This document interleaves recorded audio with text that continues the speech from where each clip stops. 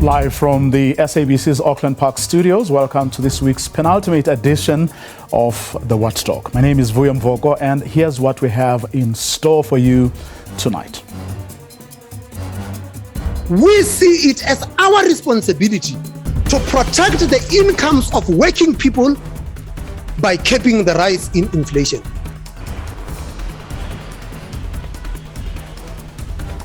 Tough times ahead for the South African working class, as well as households and small businesses, as inflation hits everyone's earnings. And the worst is yet to come. To ignore it will only make things worse. We'll look at what it all means and what you can still do to at least cushion the blow. We'll also bring you the latest on the Natim Tetwa 22 million rand flag saga, including our view on it. All those stories and more in tonight's episode of The Watchdog, which starts now.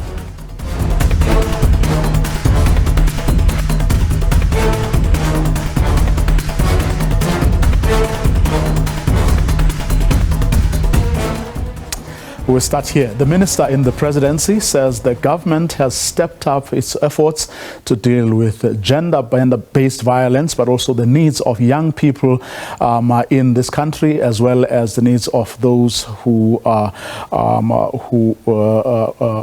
dealing with youth development issues. This was disclosed in Parliament earlier today, where the department had its budget vote debated. Advocate Mikateko Maluleke is the Director General in the Department of Women, Youth and Persons with Disabilities, and she joins us now on the back of that debate that took place in Parliament a little earlier. Advocates, good evening. Thanks very much for your time. Good evening, Vuyo, and good evening to the listeners. I'm going to start with youth matters, as of course we are heading in a couple of weeks' time. We will be celebrating June 16. We all know the history of where that is coming from. But with the minister spoke about it in her speech today in Parliament. We know that it will be celebrated in the Eastern Cape this time around, but it's taking place on the back of some really, terrible numbers about youth unemployment in this country, and how we are actually battling to deal with that particular pandemic. What gives you confidence that you will have something good, useful, important, and giving South African young people hope that things may get better? Thank you, Vuyo. I think I would like to start by saying, as a department, we acknowledge the challenges that young people face. I was program directing also in the morning in the media brief, and I indicated that there are at least 5 challenges that face young people. Yes, it's unemployment, but beyond unemployment, it's mental health, sometimes based on circumstances at home, based on bullying at school, based on sexual abuse, gender-based violence, and many others, which lead young people to suicide. There are issues of HIV and AIDS. A study by SANEC shows that 20% of adolescents and young women live with HIV. And who are the people who infect them? The blessers. And it's because of poverty that these young people sometimes end up with those people. There are many other challenges. There's gender-based violence. I was saying the president talked about 2 pandemics, COVID and gender-based violence, but there's also HIV/AIDS. So taking all that into consideration and unemployment, the challenge is huge. But it is not just the Department of Women that is responsible. However, the Department of Women is responsible for coordinating the efforts of all government departments and the private sector, because it's not just the responsibility of government to address unemployment. Academia, universities have a responsibility. In other countries, when young people graduate from school, they don't say we graduate to go and look for a job. They say we graduate to go and start a business. And yet in South Africa, it's we graduate to go start a job. So I was listing all that. But as a department, I would like to indicate that we are coordinating all government departments to ensure that all of them implement their responsibilities, because the Department of Women is not an implementer. We coordinate, we regulate, we monitor, we advocate, we do all those things. The department, NYDA, is under the Department of Women, Youth and Persons with Disabilities.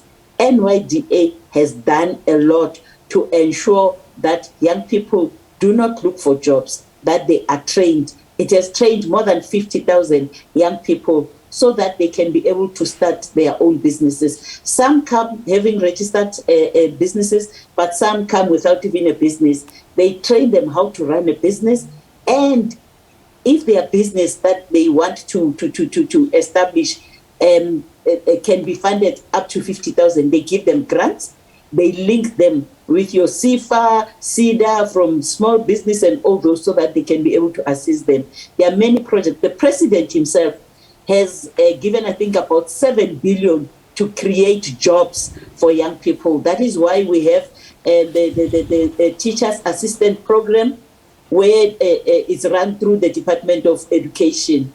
The Department of Employment and Labor also has been given 1 billion to ensure that they work with private sector to be able to create employment for young people. The Department of Agriculture has also been given 1 billion to be able to ensure that they facilitate young persons to be involved in agriculture. So okay. Yes, there is a challenge. However, government can say what is it that it is doing. Now, you also need the private sector to come in. In other countries, jobs are created by business, not just government. Okay, so you've raised so many issues there, but I want us to zoom in on perhaps a couple of them. But first, I mean, from the efforts you're saying you are coordinating but are being implemented by others, from the reports that you have received, from the conversations that you've been having with all and sundry, are you convinced that each and every person, structure, department, entity along the chain is doing the best that they can and there are no weaklings? Vuyo, without doubt, I can say the departments are doing the best that they can do. But the challenge is scaling up. If we have 1,000, just 1,000 of people who are unemployed, and you do well for the 200 or 300, you still have the 700 that says we are unemployed, we are unsatisfied. So the challenge for the department is to encourage the departments to scale up the delivery, because they are delivering. But if you are delivering for, as I said, 200 or 300, and yet you have 1,000, there will be those that will be happy, but there will be more who are unhappy. That's where the challenge is. So the challenge is because of the enormity of the task, not you doing less than you are perhaps capable of. Yes, as indicated, that it's not just government. And in South Africa, even private sector, you find it pointing to government. However, in other countries, it is the private sector that does more. So we need to go back to the drawing board to look at how do we change how we do things so that even private sector takes responsibility. You're not saying that it is not taking responsibility, the private sector that is? Scale up what they are doing. Does that mean that you feel they are doing less than they are supposed to or can do? I believe that they are doing less that they can do. Private sector has money. Let me just give you an example. When you look at the mining sector procures over 500 billion. And you say, if 30% of that money can go to young people, will it not make a difference? And 30% of 500 billion, how much is it? So I believe that the private sector can do more rather than just wanting to capitalize on profits. And there's nothing wrong with capitalizing profits. However, there's a bigger picture here. Well, presumably, these are issues you've raised with the minister responsible for mining and energy, for example. And assuming that you have been doing that, what has been his response? Let me give you an example. In March, there was a conference, an energy investment conference in Northern Cape. And when we were there, I approached some people who are within the geology sector to say to them, there are so many, not just them only, I was just making an example because I was talking with people who are in the geology sector. I said to them, there are so many young persons who have graduated in geology who are sitting at home. How can we together assist these young persons so that they are paid by the sitters but employed by your company or the geological sciences? And we discussed with this person and he was saying, yes, it's a good idea and we're going to start doing that. The last time when I spoke with them, they were saying we're doing it. So the unemployment rate, more especially for young people with who are graduates, it is unforgivable against government, but against the private sector also, because the private sector must make sure that it gives them experience in order for them to be able to get jobs. Because the challenge is that you need experience in order for you to get jobs, but you need a job in order for you to have experience. Where is the stick in this? Because if you're saying you've been raising these issues over and over again, and you feel that the private sector isn't, coming on board, at what point do you then stop talking and actually force these people to do the things that you feel are supposed to be done? And I'm asking this against the backdrop of what was advanced as reasons for locating your department within the presidency, so that if there are other arms that are not pulling or other people who are not giving youth, persons with disabilities and women matters the attention and urgency that they deserve, then you will be in a much better position to actually get people to move and do things instead of talking and talking and talking endlessly. Let me tell you, there are two things that as a department we're doing, or we have done. We've met with the Competition Commission, and I'll tell you why. They are like your big brother. They have the stick. They have the stick. But also we've met with CRED. CRED is an institution at UJ which does research on competition. What we've realized is that sometimes young people and women and persons with disabilities start businesses. However, they are not able to infiltrate the market because you find that there are 3 companies that are running the show. Let me just make an example. In the water sector, there's only 3 companies that are dominating on providing chemicals. We have companies of young women who are within the water sector, but they'll tell you that these 3 companies that have blocked. What they do, if you try to enter, they lower the prices to push you out. Or they'll come up with ways, or there are associations where you will have to go through those associations in order for you to be in that business. So what we've done, we request CRED to do the research. We meet with a national competition to say, we've discovered that in this sector, there is unfair competition. So we're asking you to come in, because at the level, the powers that they have are the powers where they can even fine a company thousands of millions. So sometimes it's not just us just talking or us running to the president to say, Mr. President, this company is not doing this. So sometimes we say, who do we partner with in order to ensure that we achieve this? We had discussions with the CGE. The CGE, in terms of their act, they have the powers to subpoena. So we were saying, let's work together so that we can be able to subpoena certain companies that we want to subpoena. Well, of course, I mean, the minister made a call to parliamentarians today, asking them or inviting them to participate in June 16 and other youth-related programs and to interact with young people. Let's take a very hypothetical situation where young people say, we're not interested in coming to these things because, we've given up. We're not hopeful that the situation is going to get any better. What do these parliamentarians and other people who want to join you in your efforts say in response to, very dejected, very unhappy young people who feel that there is no hope for them? First of all, I would like to indicate that there are different, young people are at different stages. There are those that are, they've given up, but there are those that are hopeful and they will do something. Let me just give you an example. There's a young man who came to me. He asked for an appointment. I met with him. This young man had a diploma in nuclear energy. So when he met with me, he said, I've been at home for a long time, not having a job. So what I've decided was to go to Tshwane, city of Tshwane, to do trade. And when he said trade to me, I didn't know what was trade. I said, what is trade? He said, oh no, they train you to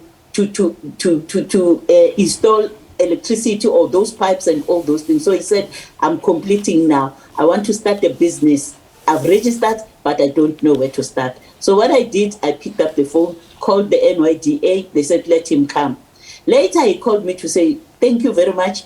They took me through the training of how to run the company, and they gave me 50,000, the grant to start my office. However, I want $1 million to buy the truck. You see that truck that they use to get to the longest poles. So I sent him to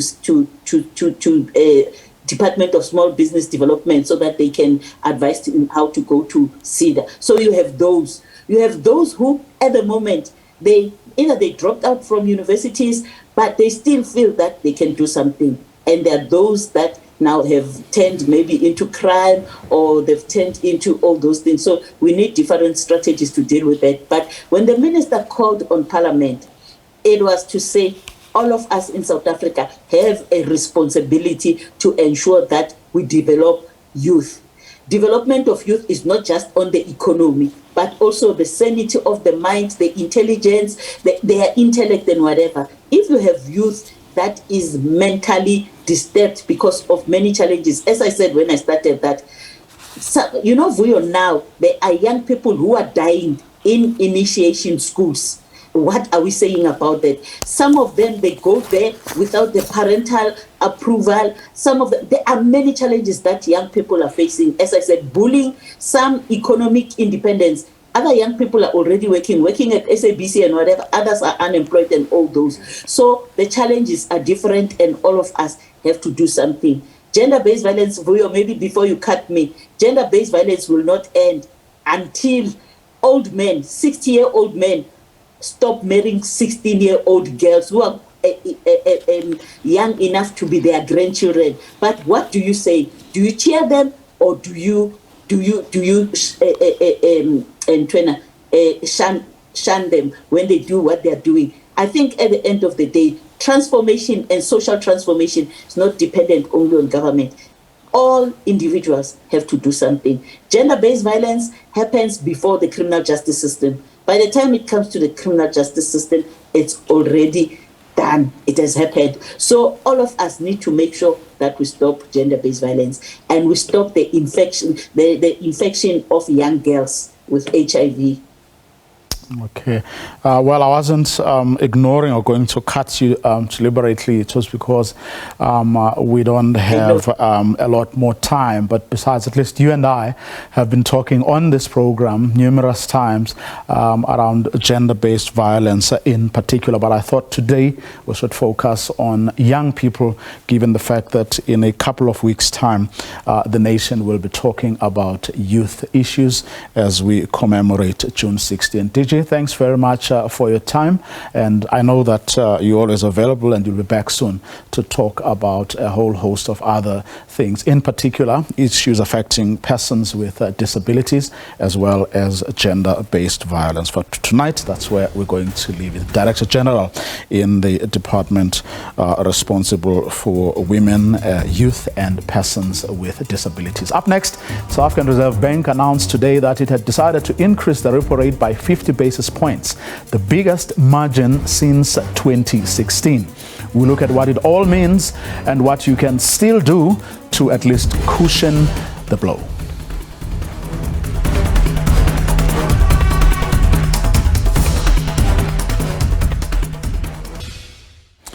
Bad news for consumers across the board, including those who are indebted. Installments they pay on their debt is about to go higher. This after the Reserve Bank hiked the repo rate by 50 basis points to 4.75 per year.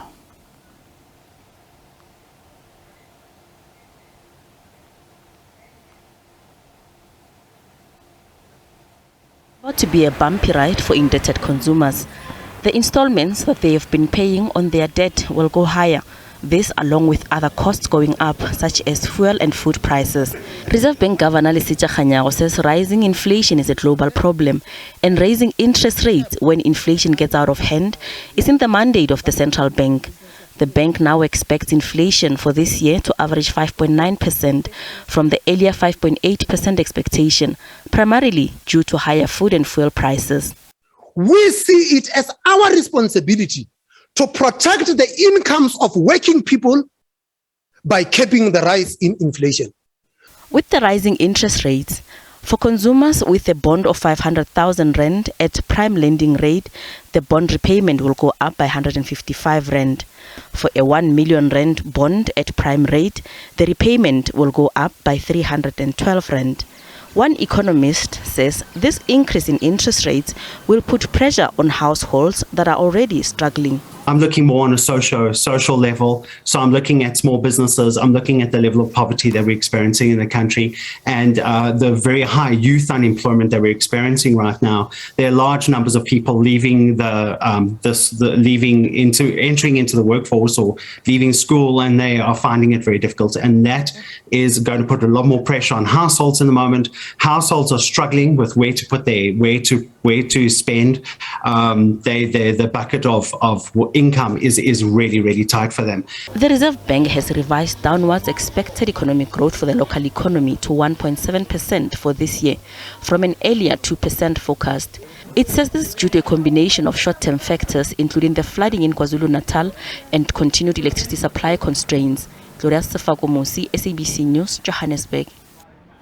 Gloria Sefako getting us going there, reporting on some of the things that the governor of the Reserve Bank had to say today when making that announcement that they are hiking rates again. To discuss this, the implications, and what you can still do to cushion yourself against what we are told is only perhaps the beginning of worse things to come. Please welcome Professor Nicholas Ngepa from the University of Johannesburg's School of Economics, as well as Isaac Machiho, who is an economist with Nedbank. Good evening to both of you, and thank you so much for your time. Good evening, Mbuya. If I may start with you, Prof. The governor says they are doing this, to protect the working class and other vulnerable groups. To someone who says, how so? I don't understand. How would you explain his utterances? Well, I think the only major thing that we would explain its utterances by is the fact that inflation erodes the buying power of anyone, particularly the poor. But what I would say is that I haven't actually found any systematic research that looks at the impact of South Africa's monetary policy on the poor. And it's something I'm reflecting on currently to do something about that. Because when we look at the whole spectrum of things, and we have to strike a balance to ask ourselves, when we're living in a society like South Africa, where half of the population is below the poverty line, but at the same time there is high levels of inequality, you ask yourself, to who is the benefit of high interest rates? High interest rate, of course, benefits the owners of capital, because immediately you raise interest rates, capital becomes more expensive, and the owners of capital are the ones who benefit. In my view, without any research yet to point to any authoritative research, it is very clear that a more tighter monetary policy, as much as it will increase the buying power of the poor through inflation, it's also going to exacerbate inequality, because there's going to be some transfer of wealth from the poor to the rich. Then a very important aspect is the fact that majority of these poor South Africans and the middle class are heavily indebted. And when you are heavily indebted, as soon as the rates go up, immediately your cost of debt servicing goes up also. And I will just quote what the FNB recently put up from their assessment, that the middle class spends 80% of their income within the first 5 days, and the rest of the month, they live on 20% only. So this is the background in which we live. If you allow me, another issue that we need to carefully look at is what is driving the current inflation. Is it a traditional demand push? Is it that citizens have so much cash in their hands and they are running after few goods? The answer is no. The answer here is that we have imported inflation from the global economic conditions, which the Reserve Bank governor himself acknowledges. Then my call is that we should really apply monetary policy not as business as usual, just like any other policy, but we have to be careful. It appears to me that we are really copying the US rates as they move, then we move. But the first thing is that the US has a more broader mandate for its monetary policy, and it is doing so against an unemployment rate of 3.6%, and we are doing so in the midst of an unemployment rate of 35.3%, and that is when we look at a narrow definition. There are really a number of factors that we have to be very careful. We have to carefully weigh them and balance them and look at what other measures. And lastly, on this point is that... Before you get there, Prof, let me stop you and ask Isaac the same question. Isaac, from your vantage point, your understanding, or at least of what the governor was saying there, that they are doing this to really protect, the working class and other vulnerable sections of our population. Thank you, Vuyo. I believe that the governor quite clearly stressed the point today that the Reserve Bank has got an inflation targeting mandate. And in addition to that, the Reserve Bank has to ensure that the initial shocks that are emanating from offshore do not result in broad-based inflationary pressures. That is quite important, because in such environments, we could see inflation really getting out of control as some sellers or businesses, for instance, take advantage of the shock coming from higher fuel prices and also higher prices of some food products to really profit from that. Basically, what has got to happen is, as a country, we have to, at all costs, avoid an inflation spiral that could really result in inflation getting out of control. And in that situation, it would have to be a much more firm action, i.e., much higher interest rates would have to be in place to ensure that we bring inflation under control. Because high inflation not only erodes the incomes of workers, but it also causes massive imbalances in the economy. Now, it is better that the Reserve Bank gradually raises interest rates, and the prof also sort of mentioned that the South African Reserve Bank is copying, that was his term if I heard him correctly, the actions of the US Federal Reserve. We must remember that we have an open capital account and an open current account. By that, I simply mean that movement of capital in and out of South Africa is almost free. And we have foreign portfolio investors holding about 28% of government bonds right now. And they are chasing yields, i.e. higher returns. And should the South African Reserve Bank fall behind significantly, that is compared to interest rates in the US, which are being normalized right now, we could see what is a very important source of funding for the South African government being eroded. And that situation, by the way, would bring the rand under a lot more pressure, and a much weaker rand would definitely fund the inflationary pressures further in South Africa. Okay. Now, but what though do you say, Isaac, to a consumer who doesn't really grapple with these issues the way people like you do? A person who says, "But I'm already paying a lot more for my food, a lot more for my transport, a lot more for my electricity, and here's the Reserve Bank now, making things even worse." I mean, what then do you say? How do you explain this to that person who, as I say, doesn't grapple with the things in the way you've just explained them? And that includes me. Okay, I'll start by saying that we've got to remember that economies still go through cycles. There are up cycles and there are downward cycles. The same happens with inflation.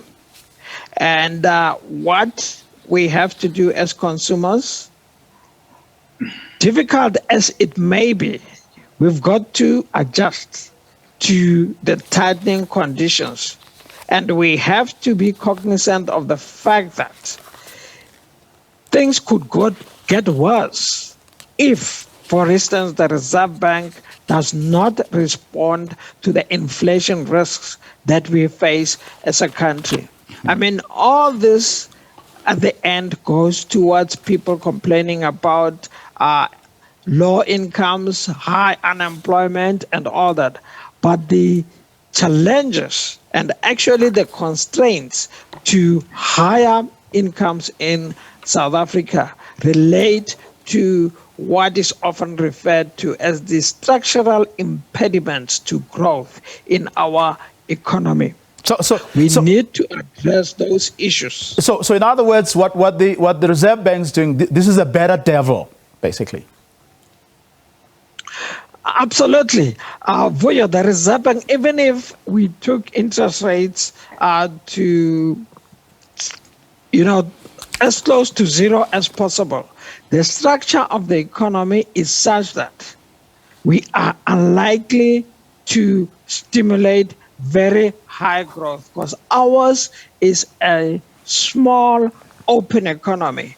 Open in the sense that we trade, we export, We are highly reliant on imports, particularly of capital equipment for development of infrastructure, and we export. And in our exports, we are global price takers. We do not set prices on any goods. So we are impacted by what happens globally. The Reserve Bank's role is to ensure that initial shocks to inflation do not end up in widespread price increases in the economy. Okay. Now, Prof, what then? Let's just say we all have to, accept the situation as it is and the arguments that are being made for what was announced today, which, as experts are saying, is going to get worse before it gets better. What then do households do to cushion themselves? What do these small businesses, we are told, are the backbone of the economy do? Because what does the person who still has a bond, paying for that house, paying, for a car, paying other loans? What do these people do now? Well, everyone is going to tell you one thing, that they should adjust, like my colleague has just said, that the consumer should adjust. But let me finish the point that I wanted to make about this interest rate cycle. I know that it is inevitable, but what I'm advocating for is not an aggressive interest rate increase at this point. I am advocating for a gradual movement of interest rate while testing to see its effect. The question I was raising was, how responsive would interest rates be in curbing inflation, given the source of inflation we have and the current economic climate? That is something that we should bear in mind, and I am calling for not an aggressive approach, but a gradual approach where we look at it and test. And I have also talked about the backdrop of the situation of the South African economy. We are sitting with 122% debt to income level for households. And this level, we shouldn't forget that the 2008-2009 financial crisis that we are still navigating out of before the pandemic came was caused by failure of mortgages in the US, which spread all over. Now, if we come back, the one thing I'm going to put on the table is, most importantly, policy coordination in order to assist the poor. Unfortunately, we have a number of policy proposals, but the implementation is failing the poor, because it is inevitable that interest rates will rise, but there should be policy coordination across all government departments, particularly fiscal policy, for social safety nets in order to support the poor, which is at this point really, really lacking. And secondly, concessions in various aspects, particularly because we know that inflation is contributed mainly by the fuel and food. And concessions have to be made by government in the short term in order to curb rising fuel prices, which is an imported inflation. Then, of course, the consumers have to adjust, as he had said as well. Isaac, could it be that the Reserve Bank did it, or decided to do it this way, 50 basis points this time around, because it wasn't seeing the kind of response that they thought they should have gotten to the last two increases? No, Voyo, remember that the governor always stresses that the Reserve Bank's actions are forward-looking.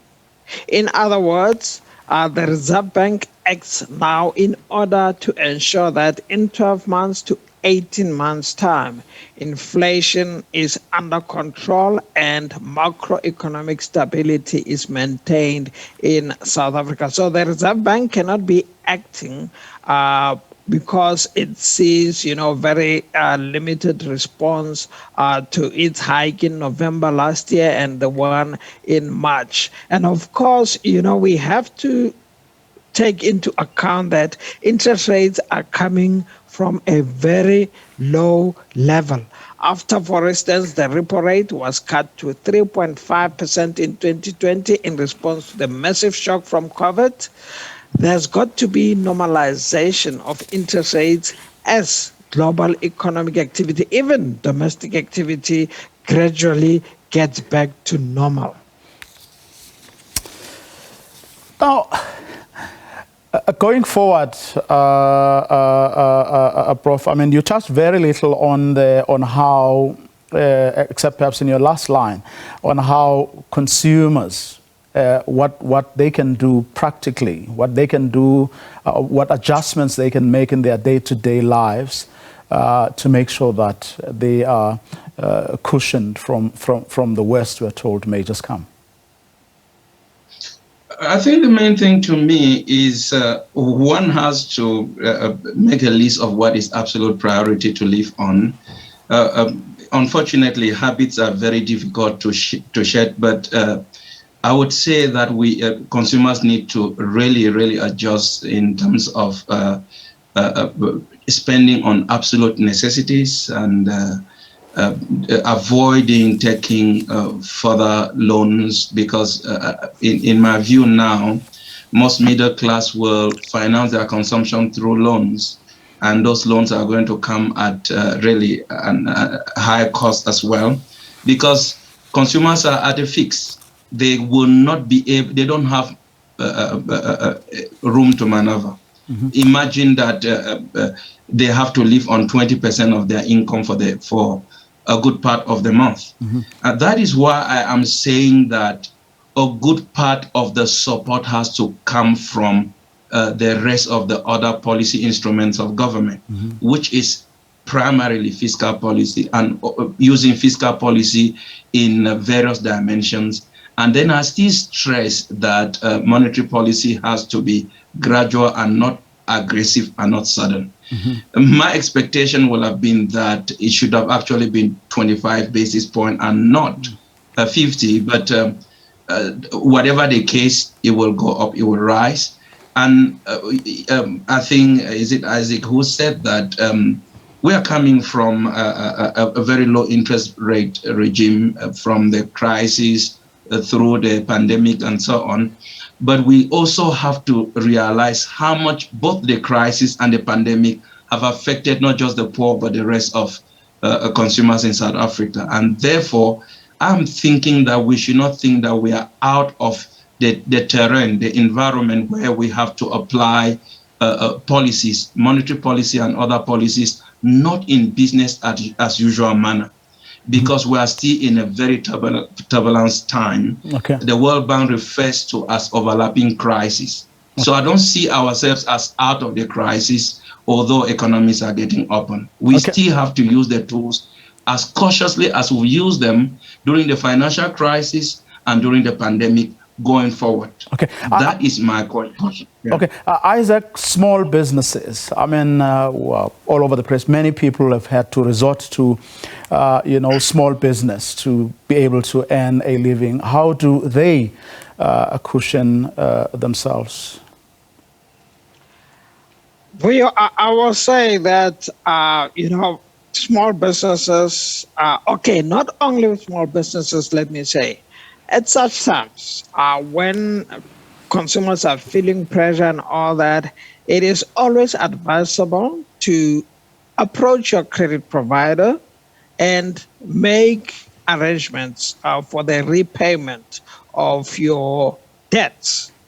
Don't just sit and feel, or rather sink under the higher repayment costs.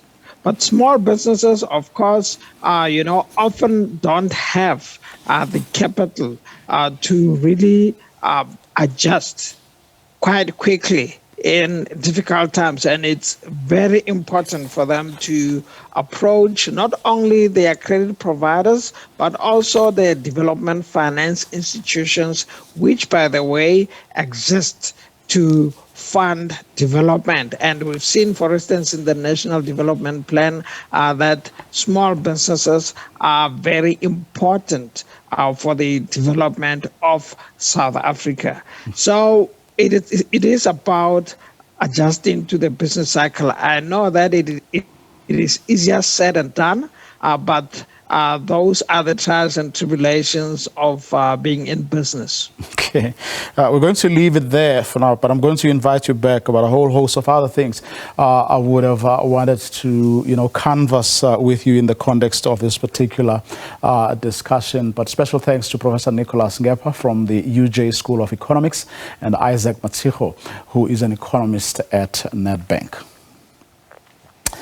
Now, Arts and Culture Sports Minister Nathi Mthethwa has made an about turn. His department has announced that it will review its monumental flag worth 22 million rands. The minister and his department have come under heavy scrutiny as taxpayers have blasted the project. The 100-meter flagpole was meant to be erected at the Freedom Park in Pretoria. Kailihle Khumalo has more. Sports, Arts and Culture Minister Nathi Mthethwa has reversed his decision around the monumental flag. The department says it has taken note of public discourse that has unfolded as a result of the project worth 22 million rand. This happens as the country is battling with a number of socio-economic challenges. It's not the first time Minister Mthethwa has come under fire. As police minister, then there was Marikana massacre, where over 40 miners were gunned down by police. Some felt he could have ensured that police handled the situation better. The use of the 22 million to erect a flag is not really a great use of that money. It could have been used for a lot of things. We live in a country where there are a lot of deficiencies. My view on that, I feel like that is a very unnecessary move, and it is a very uncalculated move. Hence, whereby in the country we have like an increasing number of unemployment rate. It doesn't make sense that in SA we're struggling with unemployment. Also, Eskom, there's load shedding, and graduates are graduating, but there are no jobs. But the minister wants to spend a lot of money on a flag, 22 million. It's really unreasonable. Political analysts say the department must relook its own priorities. The fact that the flag was a project that, the department felt it could invest in, to me shows how aloof they are to the realities on the ground in South Africa. Yes, indeed, the symbols of national building are important, but we have a crisis of socioeconomic exclusion in the country more than we do a crisis of nationhood. South Africa is doing fairly well in terms of the acceptance of the idea of our common nationhood. Where it is having a significant crisis is on the issue of socioeconomic inclusion. And the Department of Sports, Arts and Culture can play a significant role when it comes to that. Many people rank lack of recreational facilities, among other things, as among the highest areas in which they are experiencing poverty. So if this investment was, spent in, this money was planned for in upgrading sports and recreation facilities, the impact of that would be greater. The department insists that it's entrusted with a mandate to transform South Africa's heritage landscape by building monuments and memorials to change colonial and apartheid names. Kailihle Khumalo, SABC News, Johannesburg.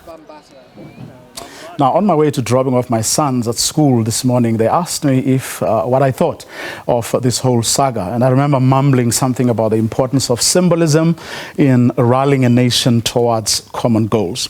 This is particularly important for nations like ours, with the history we all know only too well. Now, successive apartheid and colonial regimes knew the value of symbolism, albeit theirs was meant to deliberately undermine, exclude, and oppress. That's precisely the reason those who want to hang on to advantages they derived from colonial conquests, like your AfriForums, are prepared to throw every effort and money to hang on to things like the old South African flag. In their attempts to get themselves out of the pickle they are now in, Minister Mthethwa and his department point out that they are entrusted by this nation with the mandate to transform South Africa's heritage landscape by building monuments and memorials, as well as change colonial and apartheid names, which is true.